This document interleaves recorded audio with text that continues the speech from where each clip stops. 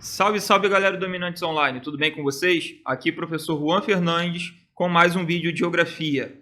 E nesse vídeo falaremos sobre climas quentes, tá? Naquela nossa saga sobre tipos de clima. Climas quentes, eles podem estar associados a climas, né, de baixa latitude, mas nem sempre eles estarão, né, concentrados apenas no interior dos trópicos, na zona intertropical. Existem alguns climas, né, por exemplo, clima desértico, né, deserto quente, que ele vai estar, né, fora dessa área, ele vai estar numa zona temperada, perfeito? Então, por isso que eu dei essa nomenclatura de climas quentes. A gente vai ter aqui, né, primeiro, clima desértico tradicional, tá? Bom, geralmente em latitudes tropicais, por conta daquela zona de alta pressão atmosférica, que vai ser uma zona, né, que vai dissipar ventos e que não vai receber ventos, então ela vai ser uma zona, né, que dependendo da característica daquela massa de ar ali, vai levar ventos secos ou ventos úmidos, perfeito?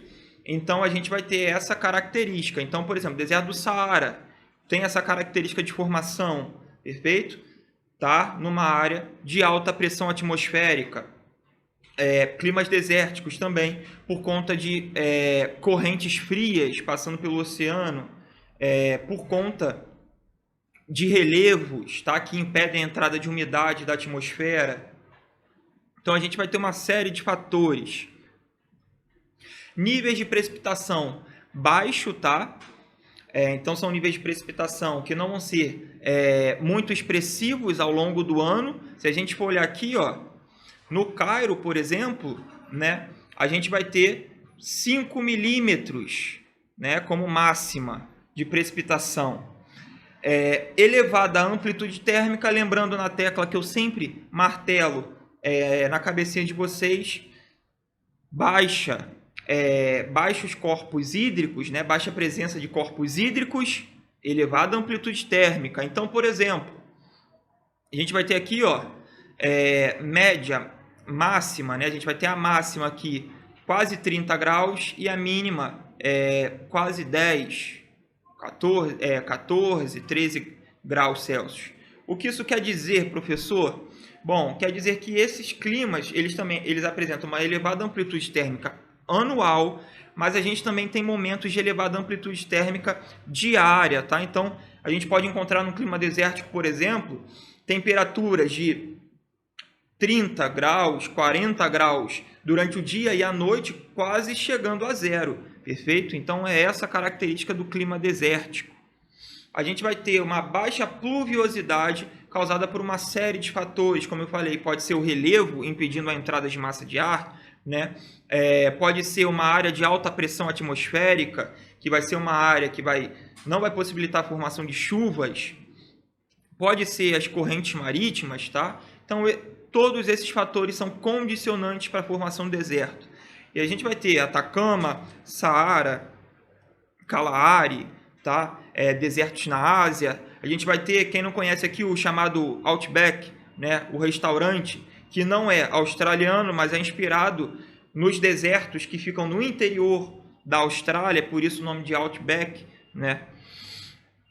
A gente vai ter aqui o clima tropical, que tem suas variações, tá? Lembrando, quando a gente falou de climas polares, quem não assistiu, climas frios, dê uma assistida nesse vídeo.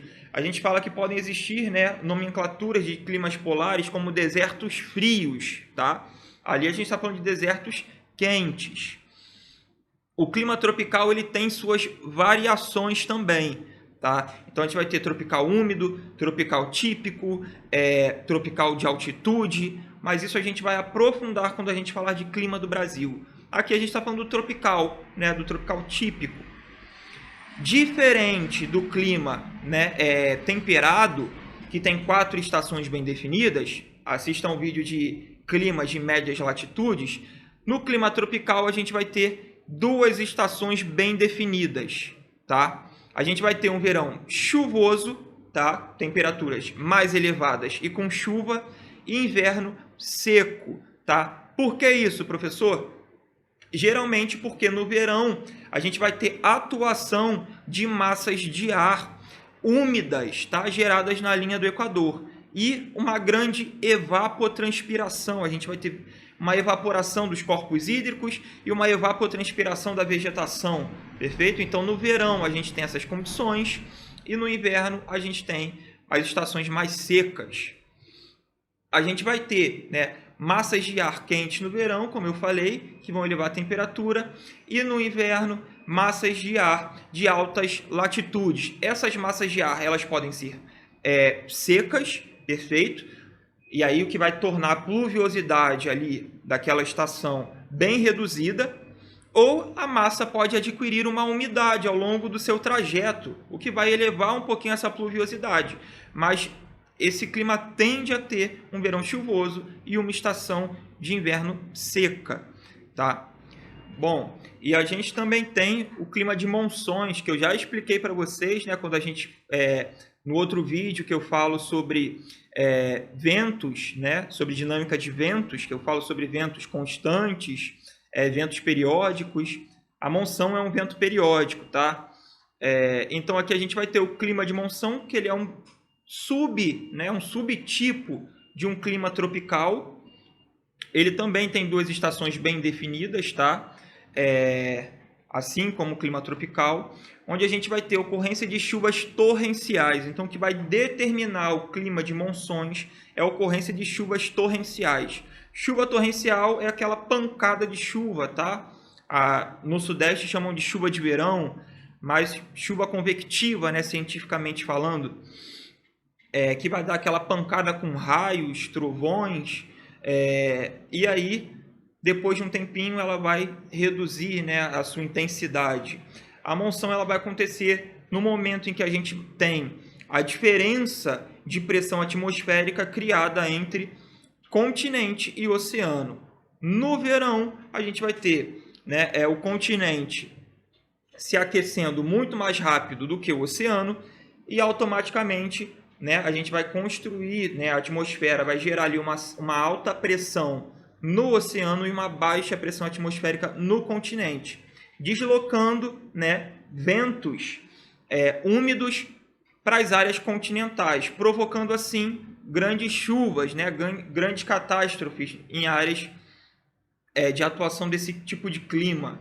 E na estação oposta, né, no inverno, a gente vai ter um resfriamento mais rápido do continente em relação ao oceano, e aí a baixa pressão atmosférica vai estar sobre o oceano, deslocando ventos, né, continentais em direção ao Pacífico, por exemplo. Bom, o clima semiárido, que também pode ser, né, um subtipo, alguns autores identificam o semiárido como um subtipo também do clima tropical, tá? Mas o clima semiárido, de fato, ele é uma área de transição em alguns pontos, né? Ele é uma área de transição do clima desértico. Então, na borda de áreas de clima desértico, comumente a gente tem um clima semiárido. No nosso caso do Brasil, que eu vou falar mais à frente, a gente não tem esse fato ocorrendo, tá? É um clima com precipitações anuais um pouco mais elevadas que as precipitações do clima desértico, perfeito. Ele também vai ter uma amplitude térmica acentuada, mas também não vai ser tão grande quanto do clima desértico, lembrando da água enquanto regulador térmico. A gente vai ter porções isoladas de atuações de massas de ar, né? Então, esse clima ele vai estar muito condicionado ao impedimento de massa de ar carregando umidade para aquela atmosfera, né? Também por impedimento de relevo, tá? Então, algumas massas de ar periodicamente vão levar um pouco de umidade para essa região. Então, o clima semiárido ele apresenta uma dinâmica de acordo com sua característica local. A gente vai aprofundar um pouquinho falando no clima semiárido do Brasil, tá? A gente vai ter climas em áreas tropicais, em áreas de transição, tá? Então, o clima semiárido ele vai abranger de maneira mais ampla a localização geográfica. E a gente vai ter o clima equatorial, né? Um clima com médias mensais em torno de 25 graus, com pequena amplitude térmica, porque tem muita pluviosidade, né? É um clima que se faz presente próximo à zona de convergência intertropical. Então, a gente vai ter uma convergência de ventos que vão colidir, vão ascender na atmosfera e causar precipitação, intensa precipitação. Então, vai ser um clima geralmente de florestas muito densas, né? Floresta do Congo, por exemplo, floresta amazônica, onde o regime de chuvas é extremamente elevado. Então, a gente consegue perceber aqui, ó, a pequena variação de amplitude térmica, tá? A pequena variação térmica, perfeito, anual. Beleza, galera? Então é isso. Até a próxima. Tchau, tchau.